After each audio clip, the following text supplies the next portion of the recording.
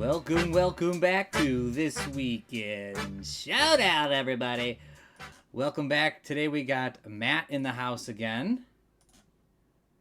Happy to be back. I can't quite bring the same energy as Jeff. It was great to see him back last week, but you know what? I'm doing my best. That's right. Now, again, we always seem to not be able to get all three of us on the internet at the same time, but it's okay. We got two people, so we can go through these cards. As always, the This Weekend Showdown is brought to you by ShowdownBot.com, at MLB Showdown Bot on Twitter. And Matt is the creator and founder of that, and he's the one that's obviously doing the podcast with us. So, first up, we have Teoscar Hernandez, who had an amazing week. He had, I think, just over 2 home runs. Again, this might be a little wonky because I'm taking the statistics for a week ago, but we're filming it on Tuesday instead of Monday when I picked the players. So again, Teoscar is even better. So what I might do, everyone, is just give you the week stats, including yesterday. But he went 5 for 5 yesterday. He's on an absolute tear. Actually, the Blue Jays, I don't know if you've been watching, Matt, are just on an absolute tear. They're nuts right now. And as a Mets fan, it's kind of nice to see the Yankees suffer a little bit here with the Jays taking over their spot. I don't know if after last night I assume they're still in the second wild card. I haven't checked today. But I'm not exactly positive. But the card itself is a pretty solid 8 power bat. Sometimes you want to see those 8s having a 16 home run, but you can grab this guy a little bit cheaper than those kind of guys, grabbing him for $350 and low walk range. So there's a lot of hit probability on this chart, which I think is really good.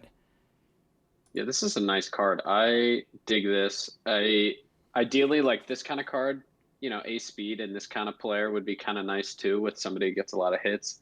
But it's got the single plus, tons of singles, 15 speed, so at least average. And then you're not going to be hurting on defense too. So I don't know, this Teoscar is kind of nice. Yeah, it's not like it's jumps out at you or it's over like a super girly grab, but I feel like if you had this card in your team, it's a solid card, especially with use. I'm used to seeing a little bit less power from the 8s at 350, so 350 feels nice for like a 17 home run guy.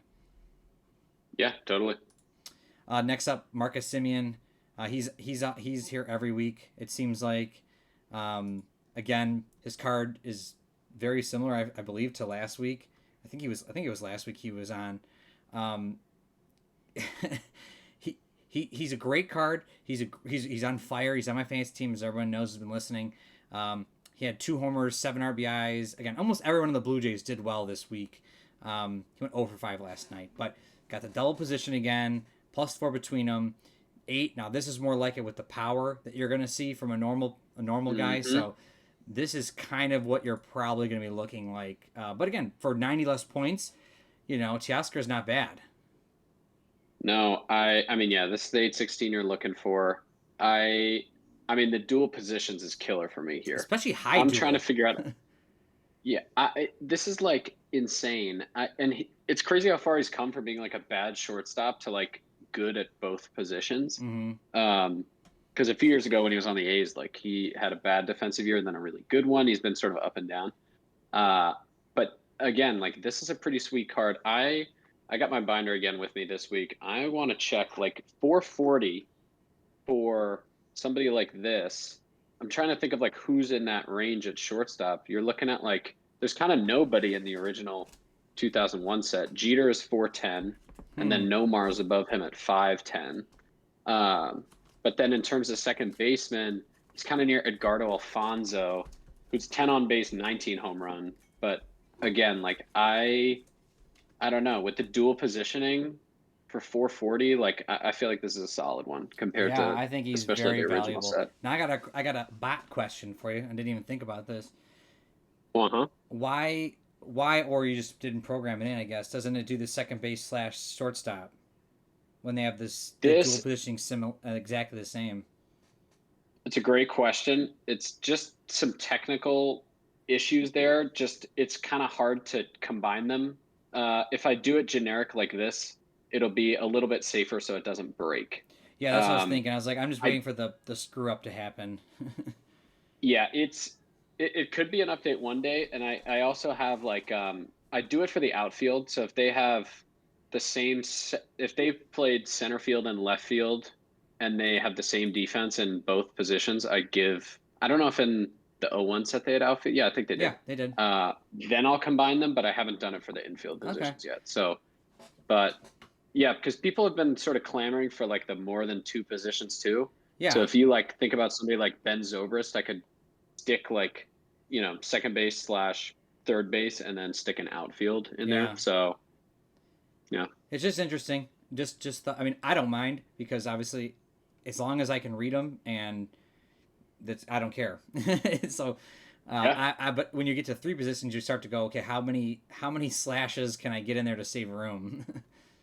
I know that's the one problem with these 0-1 sets is that they only had like 2 slots max. Yep. So it's a little tougher to squeeze in. But yeah, I think eventually in an update, I for sure will add more positions. Absolutely.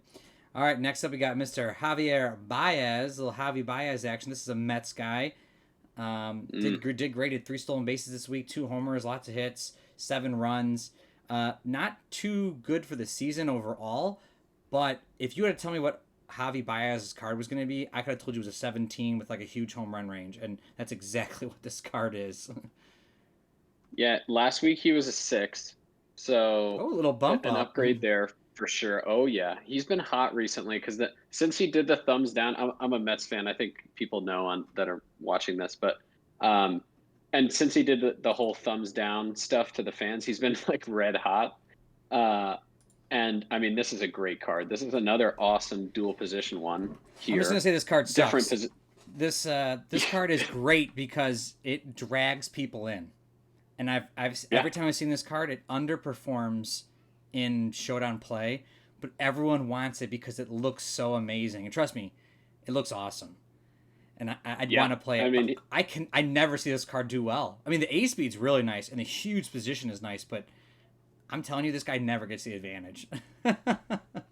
Yeah, I mean, I'm looking back at like it's just too risky. Like he could just have a game. I mean, it's kind of realistic to Javi in real life. Exactly. Like, he could have a game where he just does absolutely horrible, never gets the advantage, strikes out 4 times. Yep. Right. Yep. Or you could get lucky. You could face like a 3 control. You could face even maybe a 4 control. Get a couple advantages if you're lucky. Yep. And then he's got a pretty great chart. I mean, he's got 5 outs, but I mean, 15 home runs. This is so Javi single Baez. Pluses. Like this is. It is Javi Baez in a nutshell. Yeah, he's back.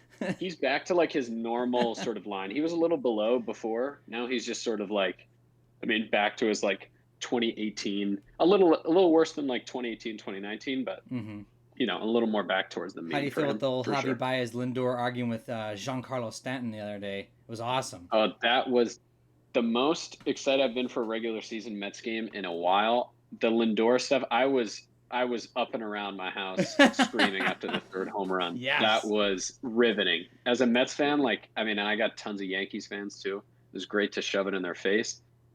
They'll probably, I mean, they've got a better chance of the playoffs, but I mean, that was Lindor's moment. It was great to see him have that sort of breakout. It was pretty exciting, especially Subway Series. Like you want these teams to be sort of at each other.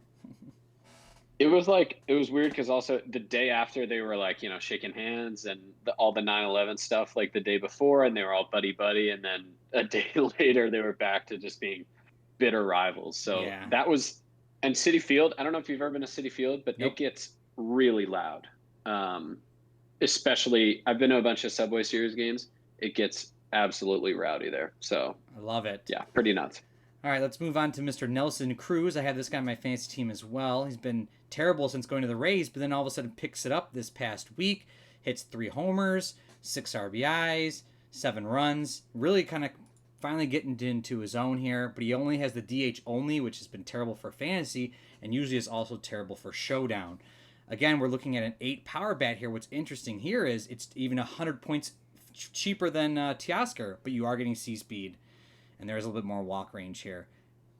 I don't like it, but like 250 for an 8 with power is pretty nice too. I just wish he had some position. Like give me anything. He's got a bunch of comps. There's another 250 card in the original set, Scott Spezio, that's almost a little bit similar, a little bit different, but 8 on base, 17 home runs, 1 double, DH. He's got Scott Spezio's got 15 speed for 250, same amount of points. Yeah. But Nelson's got hits for a little more average and has less outs. So, I mean, this card's like, where it should be, but I don't know. It depends. Like I don't know how I feel about spending this kind of money for this kind of card. It's very just like normal power hitter card. Yeah, I like the C speed and like nope. Now again, if your league lets you like do like first base with like a minus for like out of position players, maybe this guy could slot in pretty cheaply for a little bit of power. But in general, I don't really like it. I mean, if he had if he had B speed, if he had some position, I think this card becomes a lot more valuable, especially at 250. But it's it's a little rough with the DH. Totally. And then for the shame of the week, I'm hoping I can still be able to bring him up. I know he's not doing well this year. Is Jackie Bradley Jr. He's having an awful season, and the card itself's pretty rough. Doesn't even get A speed. He is 10 points, so you can punt and just rack up a good outfield spot, which is probably like the highlight of this card.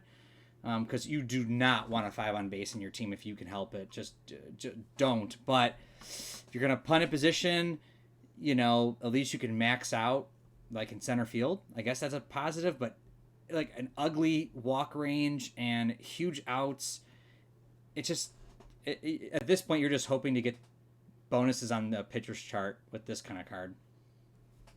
Yeah, this one, I don't even know if there's a comparison in the original set for this. I think this card would honestly probably get drafted depending on what kind of league the person's running. But I mean, you get that defense. Sure, it's just like you're not going to get hits with this card, and that walk range is the biggest thing. With a 5 on base, 6 outs too is just absurd for that low of an on base. Yeah, if you get the chart, you're like, you have to roll a 13 or higher to do anything. Yeah, it's a horrible card, but the defense, I still think somebody would draft this card just because he's 10 points. Yep. And you get max defense. Yep, you're putting him in the 9 either hole. On the corners or in center. Absolutely. Throw him in the 9 hole. You save a zillion salary. That's what you're going to get out of this card. I just usually like to save, when I punt, I try to get A speed unless I'm punting catcher.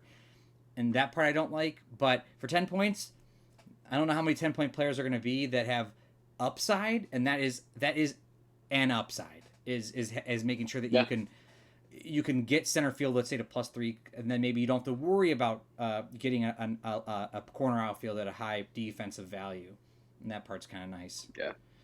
We're gonna switch over to pitching now. Of course, Max Scherzer kills it this week. Gets his 3,000th strikeout.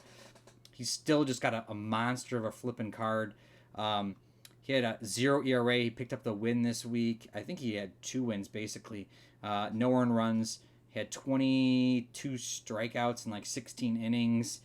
Again, he's got 3,000 in his career. He's got 219 on the season with a 2.17 ERA, 0.82 whip.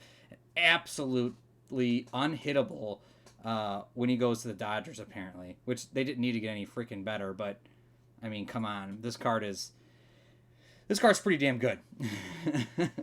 Yeah, I mean, this is we've had probably one of these every 2 or 3 weeks on this with like a Pedro-esque card. I mean, this is almost identical besides the innings pitched. The bot puts Pedro at 720 instead of 700. So this card, slotted less because of the less innings pitched here. Yeah. I still think like this kind of card with no singles. First of all, too, like no the doubles, Dodgers, even before no doubles. That's what I mean. It's crazy that they have him and Walker Buehler and Clayton Kershaw's back, I think. Yeah, I thought so. They just have it. I don't even know, because they're going to be probably in this wild card game. And do you throw out Max Scherzer or do you throw out Walker Buehler to the mound? I throw out in a 1-game playoff. I think I throw out Max Scherzer just because he's hot. But that's the cool thing about the Dodgers is you have the flexibility by knowing that Walker Buehler can go out. If you win, then Walker Buehler goes out the next game, and you're like, yeah, Walker Buehler is also amazing.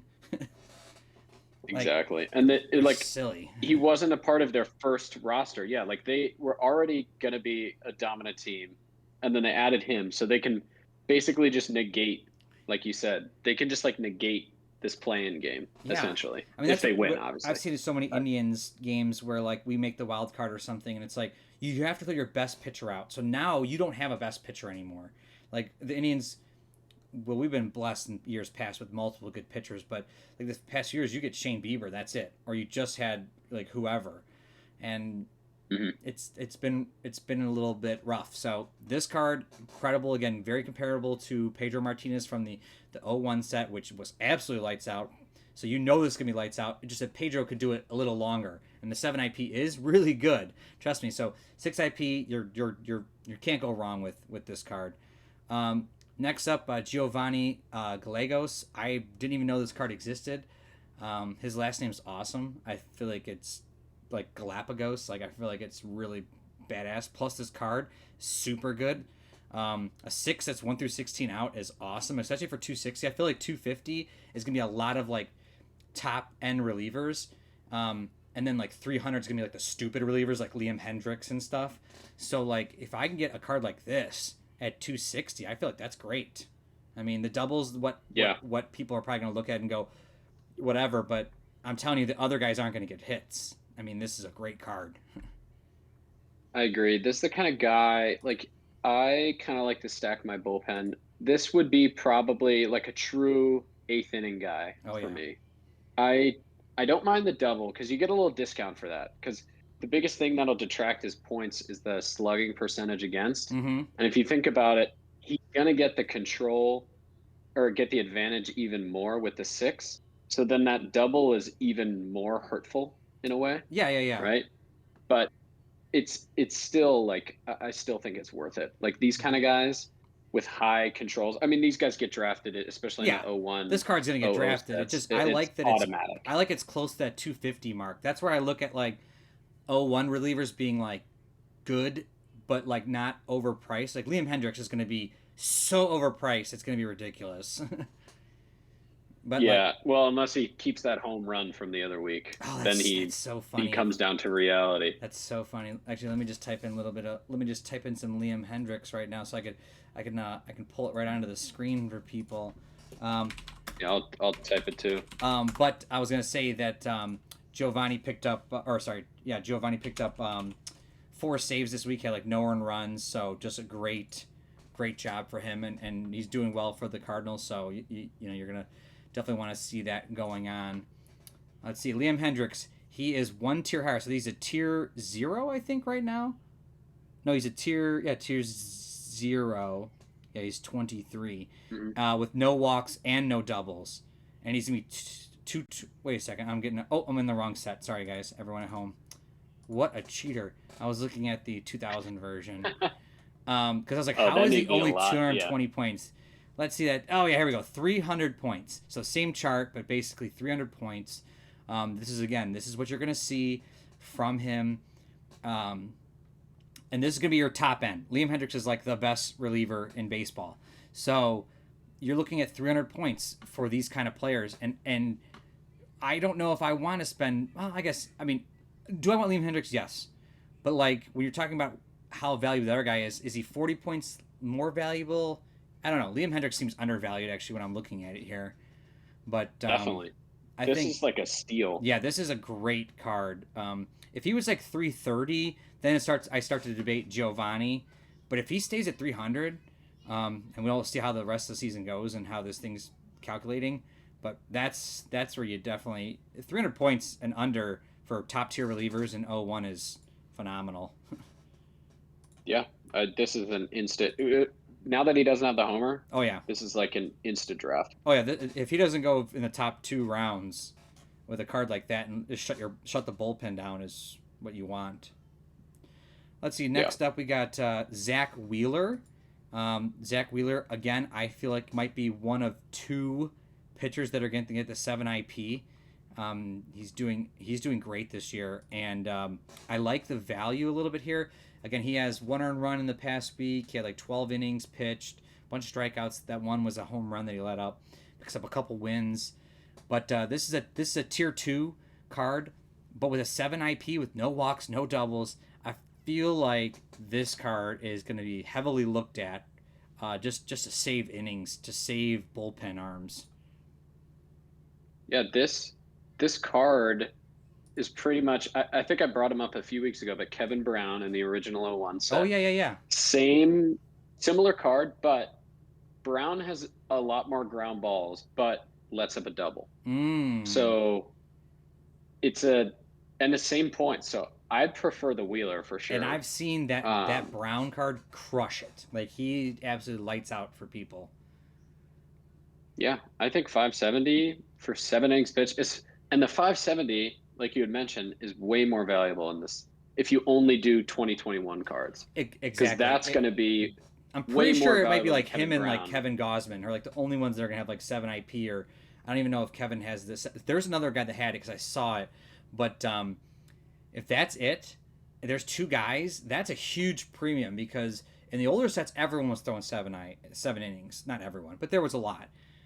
When everyone's doing 6 and 5, you're getting a huge value that other teams aren't getting, and um, I think this card is like a first or second round pick again if he stays at 7 innings. I think he's For sure. awesome. And I think let's see. Next up we have Eric Lauer. Strange card here. With the 5 IP, a 3. He's a tier 3 card with no doubles, but he picks up the 2 wins this week. That's why he gets on the board. He actually has 3 good outings in his last 3 starts, really helping his ERA a lot. But low control because he has the high whip, low innings pitch. Doesn't really go deep into games. A lot of games under 5 innings for him. It's so weird card. I don't know. It's Yeah, the 5 innings is dragging him down a little bit because this card looks like the for 7 innings you get the D'Amico Oh, Jeff D'Amico. card, which yeah, and I think he's really expensive. I Yeah, don't people. know if anybody Jeff drafts him in Mather your loves guys' drafting him. league. Jeff loves him. Okay. Well, yeah, he's like, I don't know, he's like a lot higher. He's a Let's see, brewer. he's 530. Oh, is he He's 530? 530. So for and he's got a good ground, but he's got a better ground ball range too, which I think for a lot of people ups the value. But 530 for 2 more innings pitched. So do you? I don't know. In your opinion, what do you think? 5 innings pitched for 130 less. It, it That's not it's not bad. bad. I would just have to know about. I grabbed like Liam Hendriks. Like I have to know that I already had Giovanni guy. I need someone in my bullpen that can go multiple innings because I don't think I'm keeping him in after 5. Because if he's down to 2 IP, No. or sorry, 2 control, I'm real scared. At 3, this card's fine. At 400 points, it's probably a good deal. I still think it's a little high to buying on, but I don't think it's that bad. You have to know that your bullpen can handle it, and that you're not gonna, I guess, have the bullpen so tired from the game with this guy that they can't pitch another game. So I think if you're drafting Yeah. a card like this, you need to know how your team's very structured. Yeah, this needs to be a heavy bullpen guy. And it's weird because he's still, I mean, 400 points is still a bit to spend, too. Like, you could really punt. Like, where would this guy even slot? Like, is he going to be your 3 starter? Is he going to You be know your what's funny is I've four? seen Like, Jeff. nobody's 4. I don't know. Well, I've seen Jeff D'Amico as like the number 1 starter. So I mean, it really depends on your Yeah. team. Personally, yes, I think he's a 2-3 starter. I've had like a Mike Hampton as my 2-2-3, and he does okay. I'm telling you, it is so hit or miss. Like you'll have him and he'll just get annihilated, or he'll be like lights out. So it's just you just have to know. I actually like this card being IP5 instead of the IP7s like the Mike Hamptons and stuff because it saves me on the value. And if Mike Hampton was getting lit up, I would pull him after say like 5, knowing that I just wasted like 200 points more on his salary. At least with this guy, I know I'm only going 5 if he does well. So you know going in that you're going to structure your bullpen knowing that this guy is probably only going to go 5, unless maybe on the back end of their order or something. But I kind of like that, and knowing that I don't have to waste the salary like an old school Randy Johnson where he's a 3 control and he has 8 IP. Sometimes he crushes it, and then other times you're yanking him after 5 innings because he's getting given up so many runs, and then you're looking at going, why did I spend all that extra IP value when I was going to yank him anyway? So I don't know. That's kind of how I look at it. Yeah, I agree. And then last up, Mr. Tanner Scott is actually an interesting card here. He's on the IL now. I'm actually glad this card made it in here. He gave up 6 earned runs in his last outing. He had a terrible week against Toronto. But I'm glad this card's in here for 2 reasons. Well, I guess one big reason is that he's a tier 4 with the no doubles, but for 200 points. So we were talking about how the other guys at 250 plus are looking at your like top end relievers. This is the step down. And knowing, I guess, listening to this or knowing just looking at it, where those second kind of guys that you're going to maybe get a little value on are going to land, they're going to be around the 170 to 200 points, maybe a little over. You know, if this guy had a double, obviously he'd be a lot less points. But I kind of like this card for 200 points when I look at some of these other cards being so expensive. This guy can come in as your 3rd or 4th reliever, and I think you're going to be really happy with it. Now, I don't mind giving up a double here and going for a lot less points if I can get a guy like that. But I'm glad this guy made the list this week, just to give people at home an example of the range. You know, we just saw Liam Hendriks, we saw Giovanni, and now we're going to see Tanner Scott here. I think bullpen usage and bullpen people grabbing for value is going to be really big in this 2021 set. Yeah. I mean, I like, cards with no doubles, especially in relief too. And this guy, I mean, I don't mind the 16, 18 walks, not going to kill me.